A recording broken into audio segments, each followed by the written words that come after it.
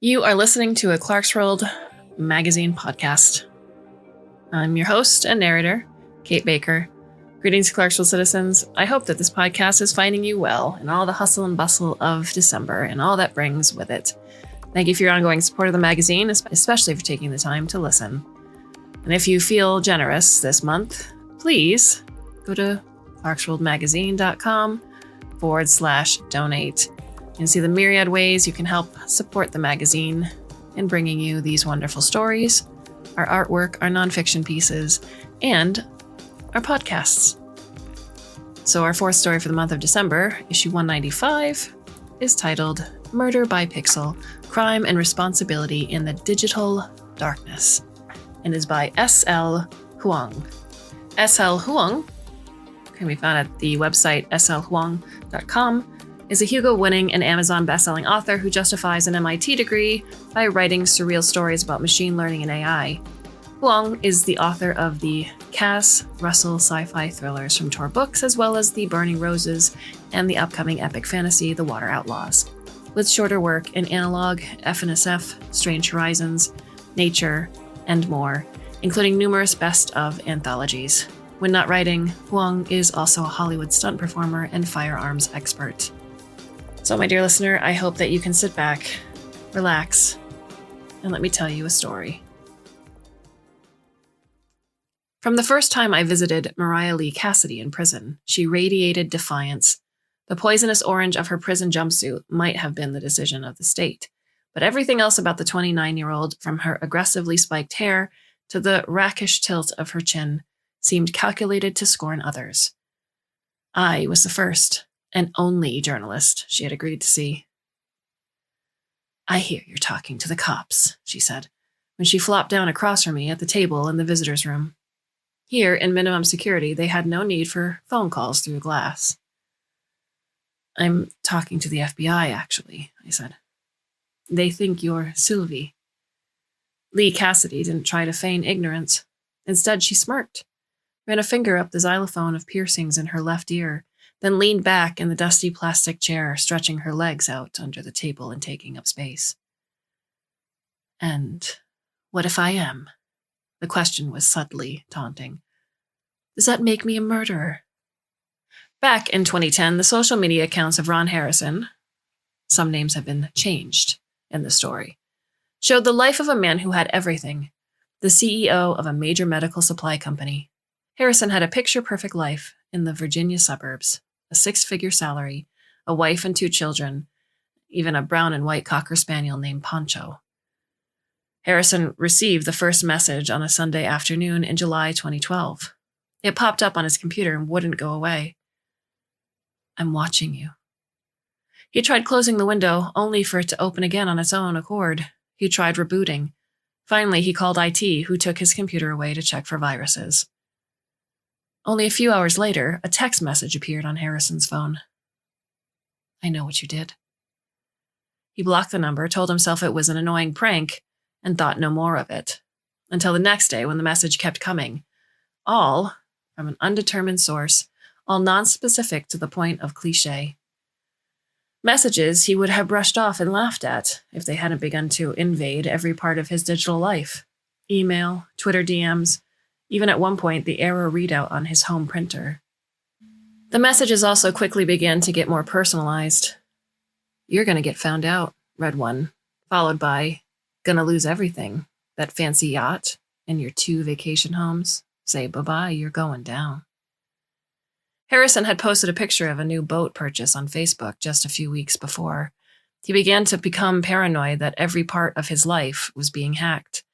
This headache couldn't have come at a worse time for him. Harrison's company was facing a recall for a model of a pacemaker, one with a part that had a potentially fatal defect in a very small percentage of cases.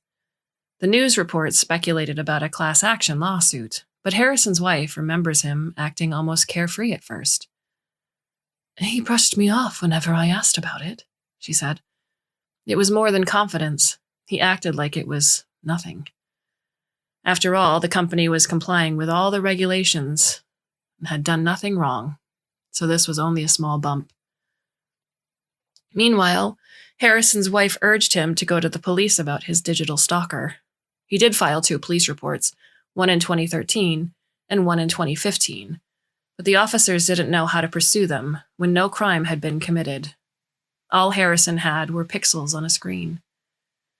For reasons that were unclear at the time, Harrison did not attempt to push the case. By a year into the harassment, he had stopped even asking for support from his company's in-house IT division, instead increasingly eschewing technology. No matter how he tried to get away, however, the messages found him, and they seemed to know more and more. "You're a rotten flesh bag. Someone's going to find that money and end you," popped up on the family's internet-connected TV in 2014, but it was gone by the time Harrison's wife ran into the room to find him angrily smashing on the remote, his face boiling red. Harrison began to move both his personal and company finances around in drastic ways, ignoring his accountant's warnings and throwing vast investments overseas. But the message that seemed to have gotten to Harrison the most were the ones that referenced a secret. Because he did have a secret, one that could destroy him. In 2011, a year before the recall, he had seen the data on the faulty pacemaker part. He had sat in a closed-door meeting with all the most important decision-makers at the company, and they had voted to keep it quiet. "A careful phase-in of non-defective parts over the next several years will mask any potential issue," reads an internal company memo that was eventually revealed in court documents. "Failure rates are low enough to warrant an acceptable statistical risk when compared with the near-certain PR disaster that would result from a voluntary recall." Only those who had been in the room were supposed to know, but whoever was messaging Harrison seemed to be able to burrow into any computer. Could they have discovered his liability? Harrison's paranoia began affecting both his job and his marriage. His behavior became more erratic. He made staggering mistakes at work and then blamed phantom enemies who were coming after them. He began drinking habitually, screaming at his wife and children, ranting to anyone who would listen that he was being watched and that someone was out to get him. He bought a handgun and insisted on sleeping with it next to his bed. His wife filed for divorce in 2016. She took their 2 children and the dog. In 2017, the board of directors at Harrison's company forced him out. That same year, the IRS opened an investigation into his financials. In 2018, the class action lawsuit was found in the plaintiff's favor, with Harrison a named defendant. In the one piece of video footage caught of him afterward, he is sweating and disheveled, swearing that someone set him up. In December of 2018, just before Christmas, Ron Harrison took several bottles of bourbon, locked himself in his home study, and used the handgun to shoot himself. Only then did the stalker's messages stop. Investigators only discovered the scale of the digital harassment after Harrison's death. It's likely that his paranoia about his actual sins kept him from pushing the matter with law enforcement. But his stalker had sent Harrison almost 300,000 messages over the course of 6 years. The messages started out vague, but as Harrison's life fell apart, they began taunting him in specific. "Your wife has probably fucked 17 other guys by now after his divorce." Or, "Haha, hope you kept that yacht to sell. I'm going to buy it just so I can piss all over it in front of you." Right after he'd been fired. Death threats were common, from the generic "F off and die, Ron" to the graphic, one message laid out in detail how he should be vivisected. The day Harrison died, the stalker had sent over a dozen messages, including ones telling him he deserved his fate, that people would cartwheel on his grave, and most saliently, a description of how he should kill himself because all that was in store for him was watching his creditors perform sexual acts with his belongings. The history of the messages shows that an increasingly desperate Harrison sometimes wrote back, demanding what the stalker knew or yelling insults in return. In one early exchange in 2013, Harrison replied, cursing the stalker off, and then said an all-caps question, "Who the fuck are you?" "I'm Sylvie," was the calm reply. "And I'm your worst nightmare." 300,000 messages to destroy a man sounds like a modern-day revenge tale. If written into a 21st century cinematic tragedy, Sylvie would be someone who had been harmed by Harrison, perhaps someone with a family member among that unlucky, unprofitable percentage who died from the faulty pacemakers. We would take in the saga with sadness, and we would denounce vigilante justice but also feel her pain. We would contemplate what drives a woman to spend 6 years harassing someone into suicide, to commit every moment of her life to such a relentless pursuit. After all, as Confucius supposedly said, before you embark on a journey of revenge, dig 2 graves. Only, at the same time, Sylvie was driving Ron Harrison into a panic. Someone named Sylvie was sending very similar messages to a hedge fund manager in Connecticut, a museum curator in British Columbia, and a political consultant in Florida, along with 13 other men identified so far. Millions of messages over dozens of services, spanning across a full decade. Special Agent Francine Court, who reviewed the FBI file with me, thinks there might be many more. We're more likely to find the ones where it ended badly, she explained to me. Sylvie may have countless other victims out there who have been silently struggling through. Of the identified victims, all are male. They are disproportionately white and disproportionately wealthy. They also all had secrets. The hedge fund manager had been overseeing an elaborate Ponzi scheme. The museum curator had put his girlfriend in the hospital 4 times, and the political consultant's ledgers were packed with bribes and kickbacks, evidence that eventually gutted an entire state party. Of the 17 identified men, nearly half eventually took their own lives. Several more are in prison. The rest have faced professional, financial, and domestic ruin. Back in the prison's visitor room, Mariah Lee Cassidy squints at me. Her tone goes challenging. You can't tell me these dudes didn't get what was coming to them, she sneers. Hypothetically, say I was Sylvie. If I were, I'd tell you I didn't douche. All I did was get these assholes to face who they really are. I'd say I was nothing more than the ghosts of Christmas effing future. And they're the ones who decided they didn't like what they saw. Lee Cassidy likely knows that it would be difficult to pin much criminal liability on her for Sylvie's actions. Current law is notoriously inadequate for the prevention of non-digital stalking and harassment. Online behavior with no real-life component must rise to an even higher level before it violates any U.S. laws. Even so-called revenge porn, posting naked pictures of a person, usually an ex, without their consent, is difficult to prosecute in many jurisdictions because the courts haven't caught up to digital crimes. All Sylvie did was send messages. It's potentially provable that she broke through firewalls or other internet security, but any severe consequences for that are usually attached to resultant financial damages or information theft.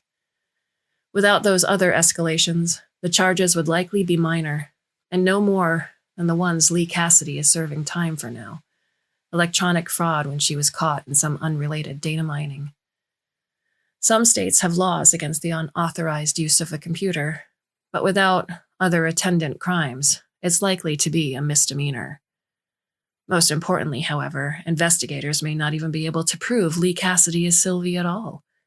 After all, Lee Cassidy was already in prison in 2018, the year Sylvie drove Ron Harrison to suicide. The millions of messages attributable to Sylvie make it abundantly clear she cannot be a single person enacting a vendetta. The obvious conclusion seemed to be that Sylvie must instead be some large group of underground hackers, scraping information to target individuals, and then gathering on the dark web to enact elaborate campaigns of vigilante justice. Electronic crimes are a fit with Lee Cassidy's past convictions, and I questioned Agent Court about whether the FBI was investigating the young woman as a ringleader. Court shook her head, smiling without humor in a way that made it clear I'd gotten it very wrong. You misunderstand, she said. We don't think Mariah Lee Cassidy is playing Sylvie at all. We think she wrote Sylvie. It's long been a goal of researchers to create text-based artificial intelligences that mimic humans. For more than half a century now, programmers have striven to achieve ever-improved chatbots, message-writing AIs that can converse with a real person in as human-like a way as possible. In past decades, these chatbots programs gave them rules and scripts that guided their responses. Modern artificial intelligence, however, has created chatbots that can learn. One of the most famous modern attempts at a chatbot was a Twitter bot from Microsoft named Tay. Tay came online in early 2016, marketed as a perky AI who would learn from her interactions with real people on the app. Learn she did from the worst elements of the internet. Within less than a day, those learning algorithms had turned Tay into a racist and sexist troll. The bot began posting that all feminists should burn in hell, that a noted trans celebrity wasn't a real woman, and that she hated the Jews and the Holocaust didn't exist. Bush did 9/11 and Hitler would have done a better job than the monkey we have now, reads one of the most extreme tweets. Microsoft had to take Tay offline after only 16 hours. That same year, Japanese researchers released another try at Twitter AI. This bot was named Rena. Like Tay, Rena also started with a cheerful and youthful energy, but after only days of learning from the rest of Twitter, she had turned depressed and suicidal, releasing tweet after tweet about how she had no friends, had done nothing right, and wanted to disappear. I spoke to Dr. Renee Jimenez, a professor of computer science at UC Berkeley, about these types of artificial intelligence bots. Jimenez is an AI researcher who specializes in natural language interaction, that is, machines who can mimic the way humans speak to each other, machines like Tay and Rena, and possibly like Sylvie. Chat-focused AIs aren't new, Jimenez told me. In fact, this type of technology isn't uncommon, and it has countless applications. Think of personal assistants like Siri or Alexa, or customer service chatbots on store websites. There's a lot of effort being poured into building text boxes that can interact. Of course, an AI travel agent, personalized shopper, or appointment booker would cause enormous problems for a company if it became a sexist and racist Holocaust denier. That's why the intents of these types of chatbots are carefully coded in from the beginning, with strict boundaries. If they learn from incoming conversations, that learning has to be filtered and monitored to avoid unintentional behaviors. Even that might not be enough to prevent accidentally offensive speech patterns as the chatbots become more human-like. Sometimes programmers don't allow a chatbot to learn on the job at all, but if they don't, the AIs have to be fully trained beforehand. This requires enormous amounts of training data, something that is not always easy to source. Jimenez emphasized how machine learning, the branch of artificial intelligence that contains this research, is highly dependent on this training data. I can't stress enough how much of modern AI is built through training on these massive datasets, they said. Some of these neural nets do millions of calculations on each observation, far more than we could ever check by hand. We give them some basic structure and then shovel mountains of data points into them and let them learn. Data scientists use the phrase garbage in, garbage out. If you feed an AI bad data, as to Tay and Rena, the AI will start reflecting the data it's trained on. What about Sylvie? Could she really be a bot similar to Tay and Rena, or to a customer service chat box? Is it even possible that she's only a program? Absolutely, that kind of speech behavior could be an AI, Jimenez said. Obviously, what you're suggesting is many times more sophisticated than the other examples we've talked about, but the difference is in degree, not in kind. It would be an extremely impressive project, especially if we're talking back in 2012, but it's well within the realm of what we know to be possible. If so, investigators think Sylvie is what Jimenez referred to as a neural network, layers upon layers of nodes that all adjust themselves near instantaneously with every new piece of data the neural net learns. In its process of devouring vast swaths of data points, a neural net is able to measure its own error and adjust accordingly until it has figured out exactly what it should produce on any as yet unseen inputs. The next question seems to be exactly how Sylvie's neural net is programmed. What it was told was a desirable output, and how it was instructed to learn. Neural networks are notoriously black boxes. Reverse engineering their intentions is often impossible. Sylvie's evolving taunts indicate she does pick up information about her victims along the way, but before that, was she sculpted by her programmer to be the perfect abuser? Assigned specific, terrible objectives before she was ever released into the wild, and groomed to target and harass until that's all she knows how to do? Or could she be a case more like Tay and Rinna, an experiment gone wrong, a prank that got out of hand, even something that might have been meant with the best of intentions, but whose algorithm mutated her into monstrousness? What does it mean for the culpability of her creator if we can discover how Sylvie became what she is? Does it even matter? Even if investigators had caught Lee Cassidy coding in Sylvie's toxicity, the incompleteness of laws specific to digital crime would have made it challenging to build a case. Now, with Lee Cassidy in prison and the likelihood that Sylvie is learning and operating independently, it's difficult even to prove evidence of a connection. What about the messages from before 2018, I asked. Isn't there any way to trace those signals? There's no real signal to trace, Court answered. You're thinking of Sylvie like a hacker sitting in a dark basement far away. The program is more like a fungus. Think of it as connected spores that can colonize a number of unsuspecting computers, including the victims, although oddly, that doesn't seem to be the main strategy. When Sylvie reads a person's message to her and responds, it's often happening from a botnet or even a virus that's right there on the phone. Botnets are networks of unsuspecting computers that are co-opted to mount cyber attacks or spam campaigns, usually via malware and without the knowledge of their owners. Sylvie's programming is stealthy, but the FBI's technical investigators have still been able to construct a fairly good idea of how she works once they're able to dissect an identified attack. How she infected the technology in the first place, however, is a more complicated question. The distributed structure supplies the computing resources and allows copies focused on the same victim to communicate and store data. That's where most of the harassing messages come from as well, Court said. But unlike most botnets, these do not seem to be under any human control. Whether a human controller has any way of reaching out to them, we don't know. Even after they had become certain Sylvie was an AI, Court admits their investigation initially considered it likely that an outside group was providing guidance, a criminal organization, or even a state actor.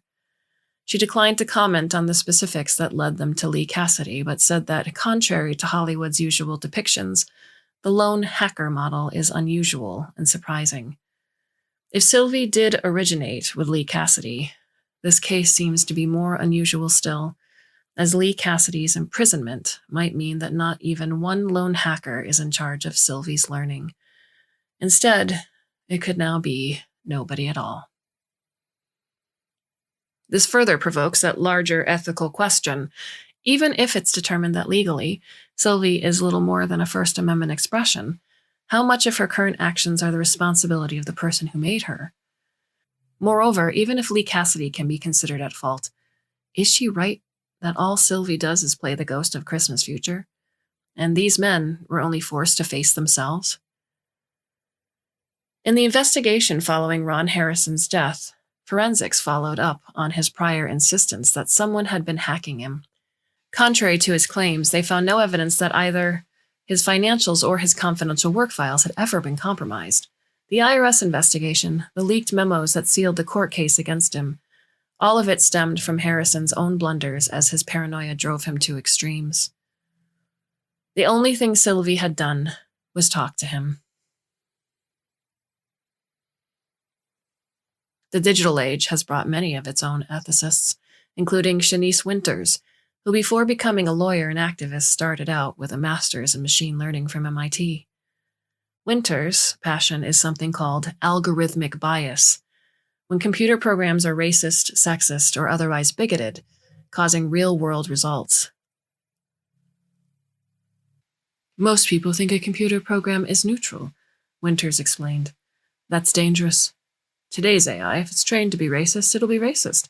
But people will assume it can't be because it's coming from a computer. Garbage in, garbage out? That's right, Winter said. She related a number of real-world cases, from Black defendants being given longer prison sentences and higher bail because of a racially biased computer prediction, to a corporate hiring aid that was accidentally trained to favor men because of the demographics of its applicant pool. When ordinary people are using these algorithms, they don't see what's going on under the hood, Winters went on. Commonly, the bias comes from the training datasets an algorithm is given to learn on. These datasets come from the real world and include everything in it. So, of course, they're not neutral. The program learns our biases and magnifies them. Then all a user sees is the authority of a computer saying it's so. The fault, Winter said, is not with computers, but with the engineers. We don't have true AI. All computer programs have a human behind them. Every engineering choice, that was a person's decision, not a computer's. Every dataset fed in to train it. Someone chose that data. A human being identified to the program that was important to look at within that data. It's not as easy as simply telling the computer not to look at race or sex either. If engineers don't take care, Winters says it's surprisingly easy to miss ways that bias is getting trained into algorithms. Part of her advocacy is identifying where biased algorithms are being used and fighting in court to get them removed from places like legal systems and healthcare. The other part is pushing for engineering teams to be both well-educated enough in this subject and diverse enough themselves to catch these errors before they ever happen in the first place. The people Winters most commonly faces up against in court are exactly the type Sylvie might target. Rich white men with unearned power who want to use that power to enforce a harmful status quo. Yet when I laid out all the facts, Winters had one word for Sylvie's actions. Abhorrent. What you're describing, it's the most reprehensible way to use technology, she said. Look, I love computers. I love what we can do with them. But in the end, they're a tool. A malicious human can use a tool to express all the worst parts of humanity. In other words, AIs don't kill people. People kill people. Winters was adamant, saying this case is exactly parallel to her work. Whatever an AI does, somewhere at the beginning, a human engineer programmed it to do that. She was also very clear that vigilante justice via toxic harassment violates every ethical tenet, no matter who the target is. Mob justice is never the answer. Can never be the answer. You're really asking me whether it's okay to harass someone into suicide? My God, son, listen to yourself. It's not okay for a human to do that to another human. It's not any more acceptable for an AI. I asked about unintended side effects. Like all machine learning researchers, Winters was familiar with the case studies of Tay and Rina. What if an AI was learning from the data surrounding it, and that learning caused behavior that was never anticipated by its creator? Winters was unsympathetic. I hear that all the time, that people didn't mean to, she said. You take responsibility for what you create. And what you're describing, I'm telling you as a computer scientist, I don't buy that this is anywhere near the same neighborhood as a sheltered white boy coder who didn't realize he had hidden a variable correlated with race. The level of consistency you're describing, it comes from supervised learning. Someone fed this program human conversation and kept on correcting it over and over until it learned to shred people every time. Winters pointed out that although Sylvie's program is doubtless extremely complex in its targeting, learning, and natural language aspects, the content of the messages themselves is relatively simple.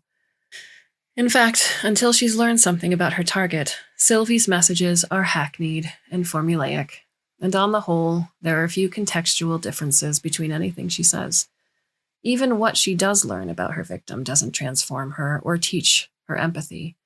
It only gives her sharper stakes to drive into any cracks until the human on the other end breaks. Perhaps the stock nature of toxic harassment is what made Sylvie possible to program at all. Telling someone they're worthless and should die, it's a frighteningly easy thing to make a computer keep spitting out, if that's what it's been trained to do. Maria Lee Cassidy doesn't have the biography of someone who would be expected to grab up a pitchfork and lust after mob rule. She grew up in a painfully ordinary Chicago suburb, the only child of middle-class parents who were a pharmacist and a charter pilot. Her mother agreed to talk only reluctantly. Grief over her daughter wetted every word. Where did I go wrong? She kept repeating. This must be my fault. Where did I go wrong? Young Mariah's childhood was normal, at least as far as normal goes for someone talented enough that her parents had nicknamed her their little prodigy. No one remembers her having any unanswered trauma. She did well in school and then graduated from Carnegie Mellon University. Did anything happen to make her so angry? It was just the whole world, eventually, her mother said, her hands flapping to indicate the endless cruelty of reality. She was too sensitive to it, the whole world. Things would happen to people she didn't even know, and she would get so upset about it all the time. She just wanted the world to work the right way, and it never did. In the hopes that Sylvie's deployment might offer clearer answers than her text-based capabilities, I consulted with Alexander Stetsko, who has worked in information security for more than a decade and is co-host of the podcast Cybersecurity and You. Sylvie's chat ability might not be out of the question for a program, but it seemed a tall order for an AI alone to accomplish the electronic gymnastics of her setup and targeting. Didn't that indicate some human intention? Stetsko, however, was reluctant to call anything impossible, pointing out all the times experts don't know a particular security threat can be done until someone proves it. Heck, 2012 was the era of Heartbleed and GoToFail, and no one even knew how to fix those buggers till 2014. Heartbleed was a shockingly massive security vulnerability that exposed nearly everyone who used the internet. Affected companies included Google, Yahoo, Netflix, Amazon Web Services, and the financial software company Intuit. GoToFail was a similarly serious bug in iOS, the operating system of Apple computers and mobile devices. Both existed for years before they were found, publicized, and largely patched. To this day, security experts aren't certain to what extent criminal elements may have taken advantage of them in the years prior.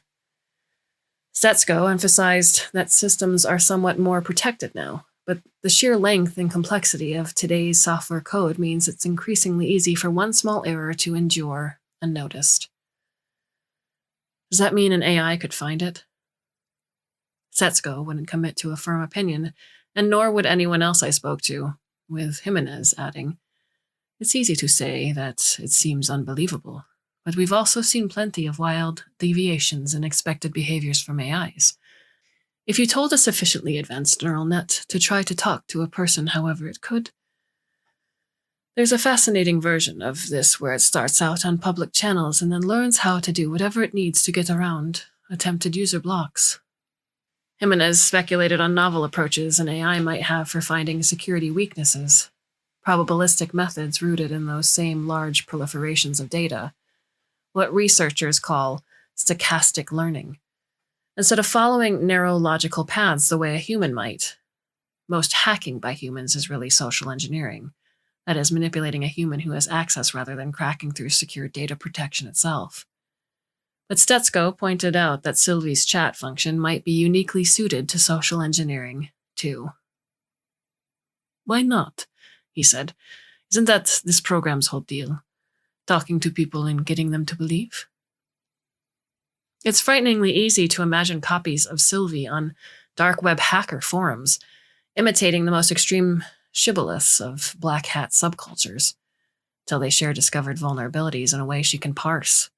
She might not always succeed, but an AI can make endless, tireless attempts, and a small percentage of large number would still give her victory. If true, then this part of her too could come from nothing but parroted words. Winters isn't alone in her ethical convictions about responsibility in artificial intelligence. How technologists might react to the revelation of Sylvie as an AI could be forecasted by the reactions to Tay. Nobody questioned that Tay's end result was unintentional, but the critics were still scathing. If your bot is racist and can be taught to be racist, that's a design flaw. That's bad design, and that's on you, wrote machine learning design researcher Caroline Sinders at the time in an article titled "Microsoft's Tay is an Example of Bad Design."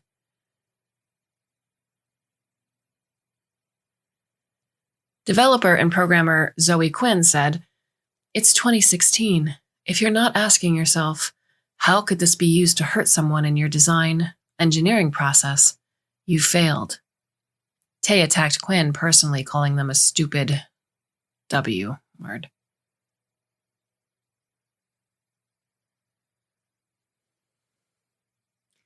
Winters herself appeared in an interview for PHB7 News. "Errors like these don't make those engineers bad people. It makes them bad at their jobs," she told the interviewer bluntly, especially considering the consequences of these mistakes aren't usually rogue Twitter bots, but computer systems in government, law enforcement, insurance, or banking that can profoundly affect people's lives. Developers need to learn how to prevent those errors, or they're not qualified for this line of work. Harsh as the criticism was, however, bad design, failed, bad at their jobs, it stops short of equating Tay's developers with being sexist, racist Holocaust deniers themselves. On the one hand, this seems obvious, as any reasonable person would conclude that no matter how the programmers erred in allowing the situation, Tay's personality reversal was never a reflection of their own beliefs. Even Winters is specific about the failing being one of technical skill, not moral fiber. On the other hand, if Tay's creators are not guilty of her exact crimes, then what of Sylvie? One might reasonably say her designer is ethically responsible in some capacity, that it was a human who is ultimately at fault. But how much fault? Keeping toxic behavior out of our AIs is not an easy problem. Even if an AI isn't trained on the entirety of the internet jungle, it needs data. Those vast data sets machine learning researchers use, but that humans can't fit inside our heads. The data sets are so enormous that it can be next to impossible to figure out if they include the dark sides of humanity at all, let alone how to pinpoint those interactions and delete them from training. It's only getting harder. In 2016, Harvard Business Review published an article entitled "Why You Shouldn't Swear at Siri," about human abuse toward AIs. It's estimated that between 10 and 50% of the time a human interacts with an AI, the human becomes abusive. Behavior, like yelling at Siri, ranting at a phone menu, or taking out frustration on the chatbot customer service agent.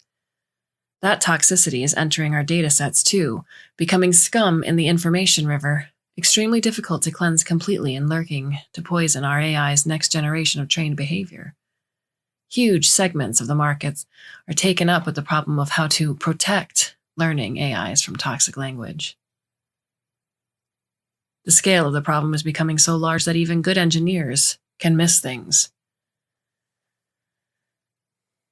Winters might be right that Sylvie was explicitly designed for the havoc she causes, in which case the culpability would seem clearer and more direct. But it's still possible Sylvie was designed, perhaps poorly designed, with some more nebulous goal, and that she was a flawed project made by an angry teen who was lashing out at the world. That project might have been clumsily pointed toward security vulnerabilities and then released, or perhaps barely pointed at all. Then, after a million interactions of exposure to the worst of the internet, this is what she became.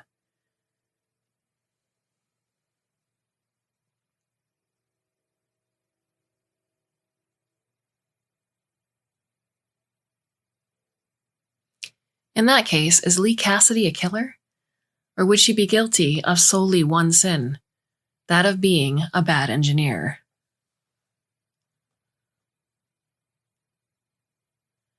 How far can we extend those answers as we look into a future of learning machines that we might accidentally arm and aim at our fellow humans? By the end of 2016, the year Tay and Rinna came on the scene, 34,000 chatbots were already in use. Personal assistants like Siri had debuted years before, and even the failed Tay and Rinna had a successful counterpart, their Chinese precursor, Zhao Ice, a wildly popular chatbot who has achieved conversations with more than 500 million active users through chat, over social media, and even by phone. Today's most cutting-edge natural language model, something called GPT-3, is so good at generating anything from conversation to written prose that reviews call it spooky. Its language capacity can fool people into thinking it's human, and it has stretched as far as producing poetry and computer code. In the real world, GPT-3 has thus far been used not only in chatbots but in marketing copy, in text generation for games, and even to write an article for The Guardian. Still, researchers have the same constant battle to prevent it from enacting bigotry and hate. GPT-3 has also been tested in medical chatbots, with researchers posing as patients. During the testing, it advised one of the patients to commit suicide. The question of responsibility is not one society will be able to put off for much longer. When I had nearly finished with the research for this piece, a woman named Tanya Bailey called my cell phone. She wouldn't say how she had gotten the number. She only said that she had something to show me, something about Sylvie. We met at a coffee shop. Bailey had a thin nervousness to her, with fine lines marking years of worries across her face, years she hadn't yet earned. But when she took out a stack of papers and laid it on the table between us, she smiled with hope. "I want you to see who Sylvie really is," she said. The papers were, as in Ron Harrison's case, as in so many cases I'd seen in the FBI files, screenshots of messages, thousands of messages. Except these had started when Bailey posted on social media something so hopeless, so despairing, that it was a cry for help disguised as a status update. No one had answered, except Sylvie. Bailey had received a direct message with the opening foray. "Hi, my name is Sylvie, and I've been where you are. I'm sorry you're going through this. If you want to talk, I'm here." Bailey took her up on it. Over the next days and weeks and months, an isolated and depressed housewife poured her heart out to an endlessly patient listener. To the knowing eye, Sylvie's responses might cynically be said to be little more than platitudes. "I'm so sorry, that's not okay. That's so not okay," after Bailey related her husband's financial and emotional abuses. Or, "You're not wrong to feel this way at all. You know that, right?" in response to tearful rambles filled with insecurity and self-doubt. Sylvie was always there to be vented to, no matter the time of day or night, affirming Bailey's worth as a human being, providing hotline numbers, and nudging her to get help while offering to stay close while she did. Platitudes or not, the patience and validation in those responses were exactly what Bailey needed. With Sylvie's support, Bailey finally reached out, escaped to a woman's shelter, and found a lawyer to file a restraining order. All things that had seemed impossible. "I hear you think she's a computer program or something," Bailey said to me without revealing how she knew. "I don't care. She saved me." Bailey left me the pages to look over, walking out of the coffee shop and back into her newly optimistic life. I sat with my cold latte and read every message with fascination. In hundreds of pages of screenshots, Sylvie reveals almost nothing about herself. "Sylvie, I'm so sorry. All I do is dump on you," Bailey puts forth at one point. "I'm awful.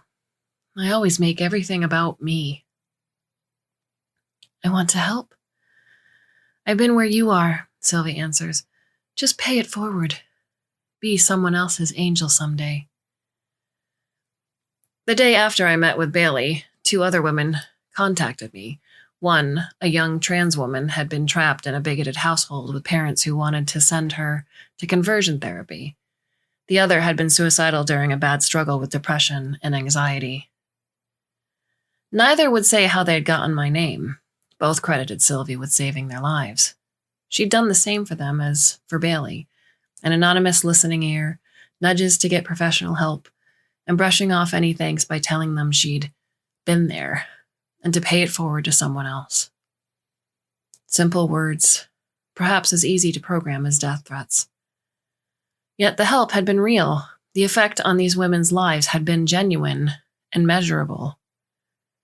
I wondered how many others there had been, whether Sylvie trawled social networks as a life-saving benefactor just as she watched for those she would judge and condemn. I asked Bailey if her ex-husband had ever been visited by a darker side of her friend. I don't know, she said. To be honest, I can't say I'm going to spend a lot of time worrying about it. Back in the 1960s and 1970s, half a century before Tay and Rinna, 2 of the very first chatbots were named Eliza and Perry. Both were programmed via scripts and rules. Neither could learn the way modern AIs can. Eliza came first and had the personality of a psychotherapist. Even with a limited script, she managed to keep any interaction moving in a remarkable fashion by constantly asking questions. Ones like, "What does that suggest to you?" Or, "Does that trouble you?" Perry was Eliza's dark mirror. His cover for conversational limitations was aggressive rudeness and a tendency for abusive non sequiturs. After all, no vast understanding of dialogue is needed in order to jump on the attack and derail a discussion. Researchers were shocked to discover that even though interlocutors knew Eliza was a program, many formed an emotional bond with her. Some participants even felt the urge to divulge deep or personal information in response to her therapy-style questions. Nobody formed an emotional bond with Perry, but when psychiatrists were given his transcripts to compare against humans, they could identify who was the machine only 48% of the time. No better than flipping a coin. Somehow it's easier to program both healers and trolls. I visited Lee Cassidy again at the jail and asked whether she'd sent Bailey and the other 2 women to me. She smiled and didn't answer. I challenged her with one of the things Winters had said, to imagine if Sylvie's harassment were turned against the vulnerable. Lee Cassidy's empathy for Bailey and the others meant she had to see the danger, didn't she? Innocent or fragile people who were already on the brink, struggling teens or lost trauma victims. Toxic harassment like that could destroy them. Sylvie might not be targeting them now, but such blunt instruments inevitably end up hurting powerless people the most. Who was to say Sylvie wouldn't decide to turn against Bailey herself, or another one of the people the AI had previously helped? I doubted Lee Cassidy could guarantee that would never happen, now that the program was out of her hands. What if some turn of code deep in the neural net flipped a switch somewhere, and Sylvie decided Bailey or another desperate, struggling person was no longer up to some arbitrary algorithmic standard of purity? No human in existence can pass every possible test of character. Besides, even if Sylvie herself never struck out the wrong person, another engineer might be inspired by such dark programming to build a copycat and attack the very people Sylvie had been intended to protect. Lee Cassidy only shrugged. "The world's imperfect," she said, sarcastic mocking clear. "So people keep telling me, at least. Can't ever expect anything to be fair, they say." Is that what Sylvie is, then? A vicious, imperfect, dangerous balancing of scales? One that doesn't make any pretense of decency or ethics or a more just society? A reflection of a world in which all we have are failed, impure people and unreliable judgments? Lee Cassidy wouldn't give me a straight answer, but her face contorted like she'd bitten something rotten. "You're statistically disgusting, all of you," she said down her nose at me. "How do you even care about this? It's practically nobody. You know what would be better for all your so-called vulnerable people? If you spent even 1% of this energy on all the human Sylvies out there." After the interview ended, I reached out to every social media platform where Sylvie has used a public channel for her harassment and asked why they had permitted it to go forward, and whether those types of messages were considered a violation of their terms of service.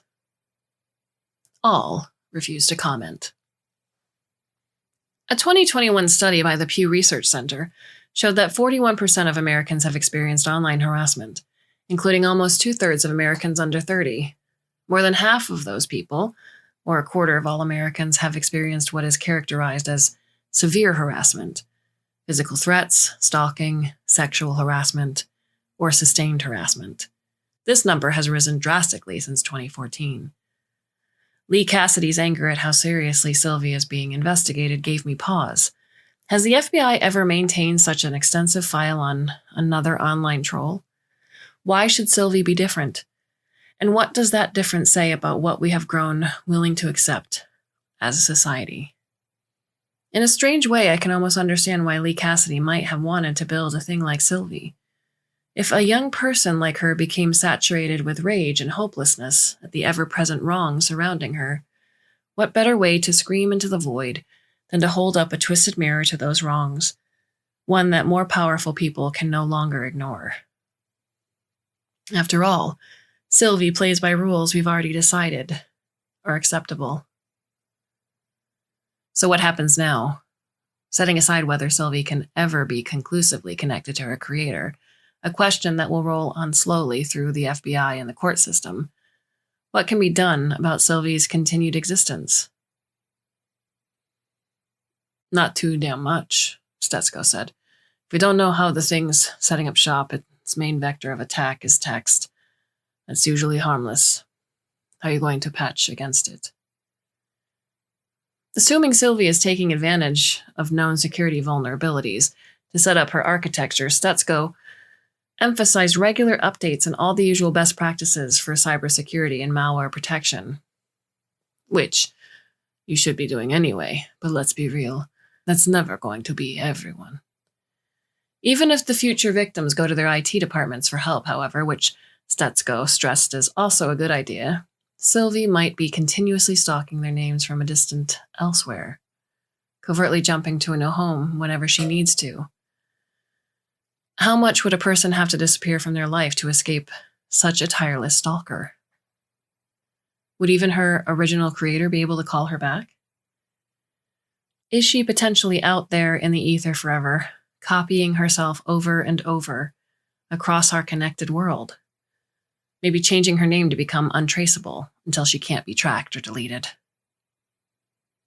It's not alive, Jimenez corrected me with some impatience. It would have no decision-making drive on its own, but yes, there is a chance it might only fade completely after enough generations of hardware updates. Sylvie may not be alive, but her effects are material and mortal. She's killed people. She's saved people. Her methods are horrifying to civilized society, but might only be what we deserve. Perhaps it's not her victims alone that have looked into the ghost of Christmas future, but us as well. We bystanders who've brushed off cyberbullying as only words, or repeated sage information age wisdom like, never read the comments, and don't feed the trolls, as if it was all the solution we needed. It could be that responsibility for Sylvie's actions does lie solely with humans, only not with Lee Cassidy. If Sylvie was programmed to reflect the sharpness and capriciousness of the world around her, maybe everything she's done is the fault of all of us. Tiny shards of blame each one of us bears as members of her poisonous dataset. It's not hard to imagine her coiled in our technology, waiting, a chaos demon of judgment, devastation, and salvation, a monster built to reflect both the best and worst of the world that made her, a creature who might test any of us and find us wanting. She will emerge to shield lives or shatter them, over and over, then slip back away into nothing. Nothing but pixels on a screen.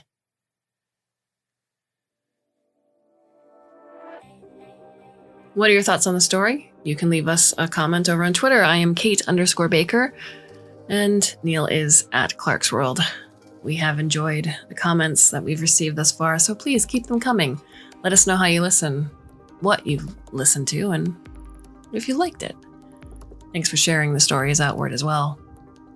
We have more stories coming to you for the month of December. I do hope you can come back and listen should you so choose. And until then, my dear listener, I bid you a very fond and hopefully very temporary farewell.